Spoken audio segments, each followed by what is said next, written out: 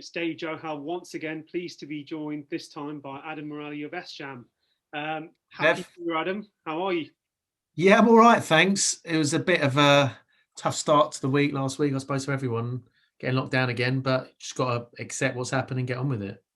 Yeah, absolutely. I mean, hopefully it hasn't dampened SJAM's plans for advancement in 2021. I know that a number of shows were gonna happen, weren't they, in January? And the British Boxing Board of Control have kind of said mid-February next.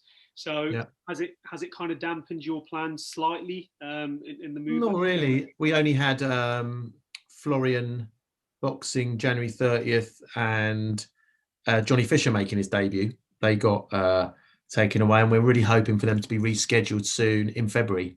I think they will be get rescheduled in February. So look, it's challenging for everyone. I'm really heartened by the news from the board that shows are back in from the middle of February. I think we need to support Britain and we need to get behind our boxers. And there were talk of shows going abroad, but we don't want to do that. I want Johnny to make his debut in England. I mean, any news on who the opponent was going to be? For Johnny, Mm-hmm. a couple names actually flying about. None that I can talk about here, but like decent level heavyweights. I mean, I think the thing with Matchroom and Eddie in particular is, they like to not necessarily throw you in the deep end, but give you competitive fights from the start. It's not going to be like loads of knockover jobs. It's going to be competitive, like decent people he's fighting. I mean, some of the experience that the SJAM team, and particularly with Joe Joyce, have had is let's start with high-level opponents, we'll talk about the Joe Joyce victory over Dubois very shortly, but that's good experience, right? In terms of mixing in with decent names like Ian Lewis, and that's what you did with. Yeah, but I think that Joe is listen, Johnny Fisher's an incredible prospect, someone that Sam and I are so excited about. In sparring for Dubois, Johnny gave Joe the most trouble out of everybody. He's such an exciting prospect for us. But you have to kind of compare like with like, and we needed Joe when he turned over, was 32, I think, when he had his debut against Lewison, and he needed to be fast-tracked. And Ian Lewison was a British title level opponent. It won't be like that with Johnny. I mean, listen, for all the talk of what I just said about having a competitive opponent, it's not going to be Lewison, and then Stiverne within 10 fights. It's a less steep trajectory than that. Yeah, and I suppose Johnny's just raring to go now, isn't he? I mean, with the debut, we spoke to him. I think it would have been July last year, and the announcement for Matchroom hadn't been made then. But I bet he's like so eager to go; it's unreal. Oh, absolutely! He's tremendously fired up. He's been with Mark Tibbs, who has had a big effect on him. I've seen that in the gym in how Johnny's come on. And yeah, he is raring to go, raring to show people what he's got. He's not, he really is one of these people that doesn't want to overpromise. And so he wants to show people what he's got rather than just talk a big game. He wants to back it up. He works so hard. And yeah, that's what's so exciting about him, because I've seen in the gym, what he's capable of. We're really looking forward to seeing what you bring to the table in the heavyweight division. It's going to be exciting. Yeah. Joe Joyce, let's talk about that. I mean, the look on yours and Sam's faces when the decision, when he got the victory. I mean, a lot of people doubted him. What was that like for you and the team? I think that from probably we were talking to the Warrens about this fight from 2019, during 2019, and we arranged it quite quickly this time last year for an April date. And myself and Sam would talk about that fight a lot. And it was really, it was all about snakes and ladders. It was a big ladder up, a huge snake for Joe. Joe loses that fight. He's 35 years old and he's not really in the A-League anymore. But he wins that fight, and you go past a lot of people. I always liked the fight because I thought that Daniel's profile was huge, but he was young, and a bout against Joe Joyce is difficult for anybody, but for someone that young, look, they always say the art of boxing promotion and management is to match your fighter with someone who looks like a 9 out of 10 but is a 6 out of 10, and getting it the wrong way around is obviously terrible. Now, I think Daniel Dubois is a tremendous fighter. I think he is. I'm not saying he's a 9 out of 10 that is a 6 out of 10. I think he's a 9 out of 10 that probably has the ability in his career to go on and be that 9 out of 10. But at this stage of his career, perhaps how he was built up was slightly higher than his actual level of performance. And that's why we fancied it, because we just know how relentless Joe is. And it proved to be the case. We were always very, very confident in the win. And I also think that mentally, there's a huge pressure that goes on the fighters before a fight. But mentally, I've never come across anyone with Joe's mentality in terms of he's just simply not bothered. His heart rate is exactly the same sparring, an amateur as it is getting into the ring. He's just completely calm all the time, and that gives him a significant advantage. So we always fancied it as a fight, not just for the fight itself, but for what it would give Joe. And Joe's now BT's number one. Yeah, I mean, it was some people had it as a shock victory. I mean, myself and the rest of the guys from the Boxing Voice, we couldn't pick it. I'll be honest with you. Last, and it was a 50-50 fight. Yes, we spent a lot of time down at the Peacock. We interviewed Joe Joyce once or twice as well. Literally, we just couldn't pick it because it was a case of pedigree and Olympian background versus knockout artistry, and the best man won on the night, in my opinion. And hopefully Dan can make the recovery on the. I'm sure he will make the recovery, but as a management team, if we're looking at that fight, how old was Daniel when he took the fight? 20. He wasn't, I think 22, 23. 23, 22. Joe Joyce at 35 and Daniel Dubois at 22. As the years go on, the fight gets tougher for Joe in terms of Daniel gets more experience. So it's the right time for Joe to take that fight. Whatever his percentage probability to win that fight was at that moment, it would decrease as time went on. So, yeah, I think Daniel's a tremendous fighter, and I think it was a great fight. And I think Joe nullified him. But still, Daniel showed that he's got the power. I think Joe could just take it. Joe could take the power. Yeah, 100%. He was getting hit with quite a few. And it was interesting as well. It was a fight of the jab, wasn't it? The jab nullified his opponent. And we saw that maybe, was it a week later or 2 weeks later with Anthony Yard and Donata. Yeah, so the jab was the difference on both nights. I was going to say one thing that is probably not, we heard it the whole time. Joe's slow, he's useless.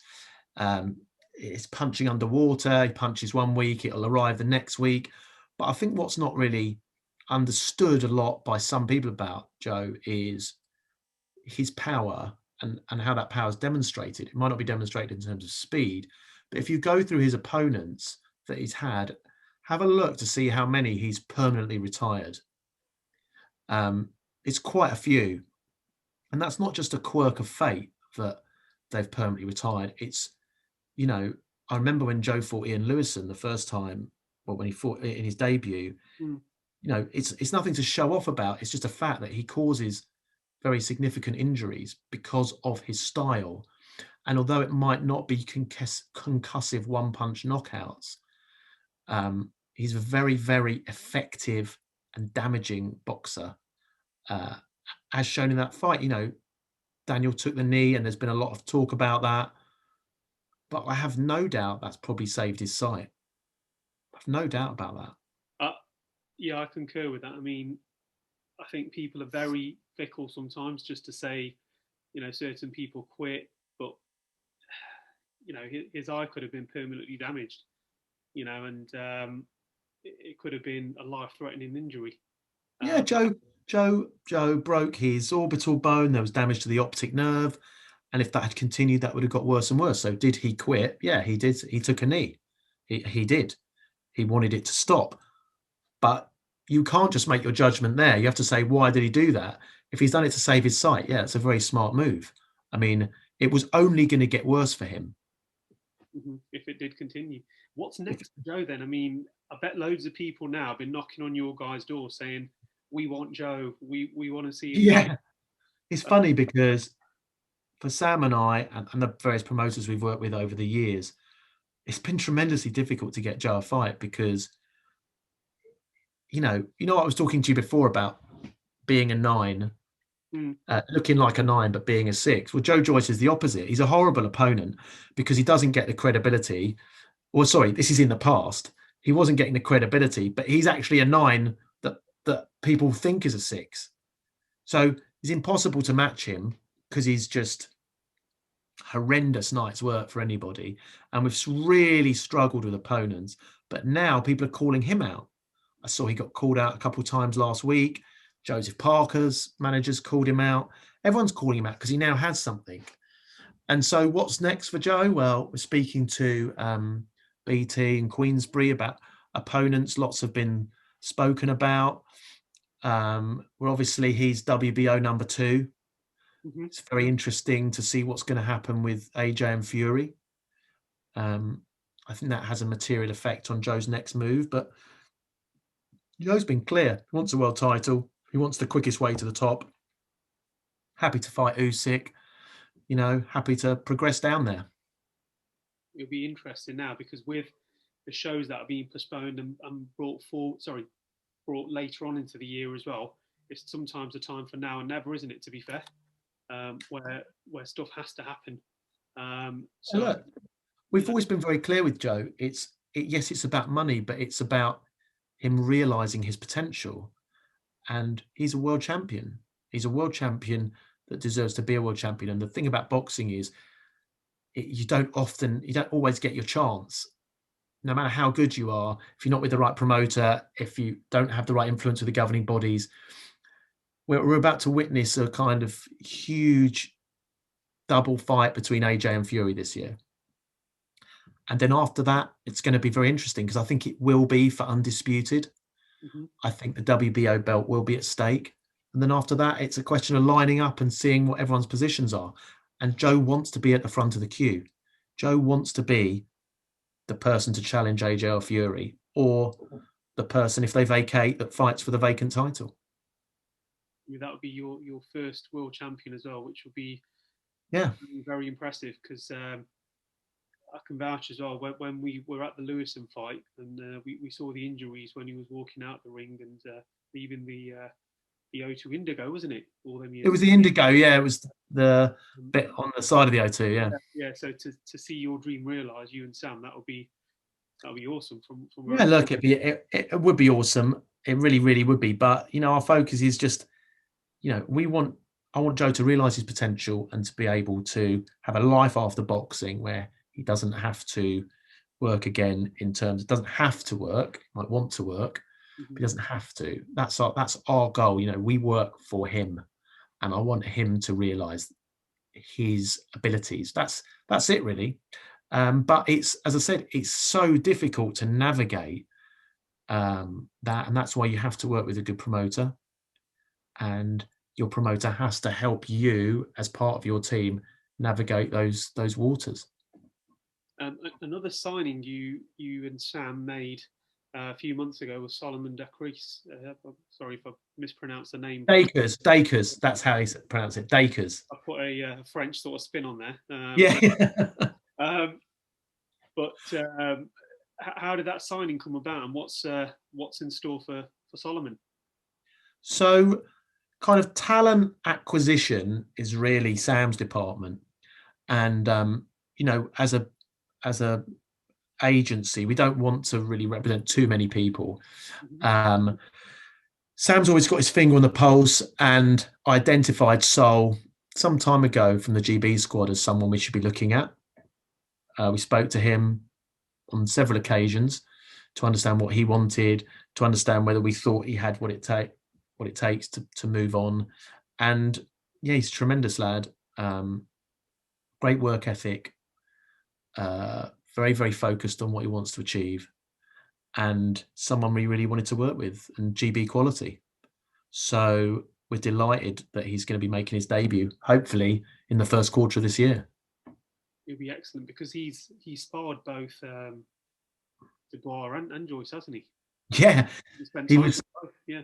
Yeah, he was, and he's very professional. Him and Max McCracken were kind of going to Dubois' gym, and then coming over to spar Joe, and he was very professional. He didn't let out too many secrets, nothing we didn't already know, But yeah, he's a real kind of quality prospect, and again, he'd probably be moved I would imagine he would be moved quite quickly. Maybe not as quickly as Joe, but quicker than Johnny for sure, quite aggressively.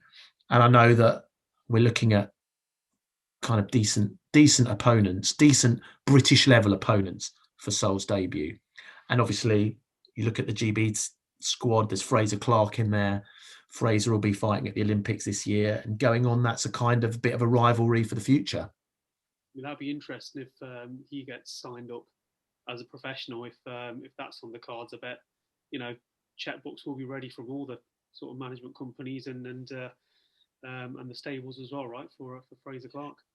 Yeah, absolutely. I mean, I think we've looked at Fraser. Sam actually, I think he's friends with Fraser. I think he knows him quite well, and we hold him in very high esteem. But I think long term, Solomon against Fraser is you're always looking for those kind of potential matchups. Yeah. I don't think at the beginning with Joe we naturally thought Joe v Dubois, but Daniel's rise was so meteoric that kind of became apparent. But domestic matchups are always great, and yeah, that's one for the future because Fraser had Sol's spot. It's like Lisa Whiteside, who we still look after. Lisa against Nicola Adams would have been a great fight because that would have been Lisa trying to get kind of what she thought was rightfully hers, that Olympic spot. It never happened, unfortunately, because Nicola retired. Lisa's coming back from having a baby, but we really like those matchups, got an extra bit of needle to it. Yeah, and you're planning for the future.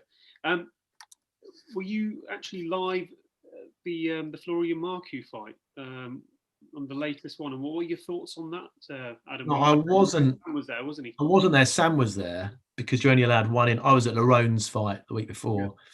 Yeah, I mean, look, he won the fight. I have no idea why it was scored a draw. No idea.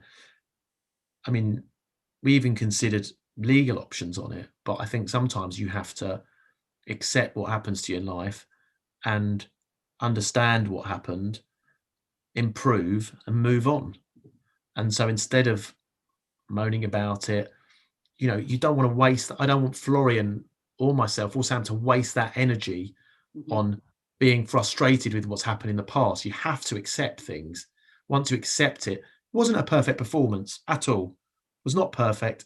And we've analysed it and we've seen where improvements can be made. And I think the Rylan Charlton fight is an important fight for Florian now. The Jamie Stewart one is literally no one wants to go back there, I take it, unless it happens. Never say never. I mean, never say never. It's possible, but that might be an itch he wants to scratch. But yeah, I think the Rylan Charlton fight will be very explosive, very exciting. I really think you'll see Florian's class in that fight. I think Rylan's a good fighter, and we have a lot of respect for him. But I think Florian is a different level, and I think he'll show that level.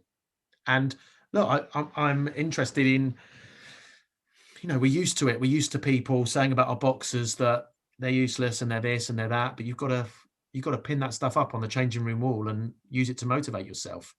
We'll learn a lot about Florian in this fight, and I think people are going to see what his level is. I think his level is higher than it was in the last fight where he got the draw. A lot of people have missed in the crowds. I mean, watching Florian Marku fight at the Ultimate Boxer events, chants of Florian and Marku. Oh yeah. We just need that crackback, to be fair. I bet he's missing it as well, isn't he? All that support.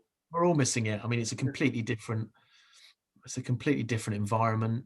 It's a lot more clinical. I mean, even when Joe fought, it was just bizarre to watch it all play out.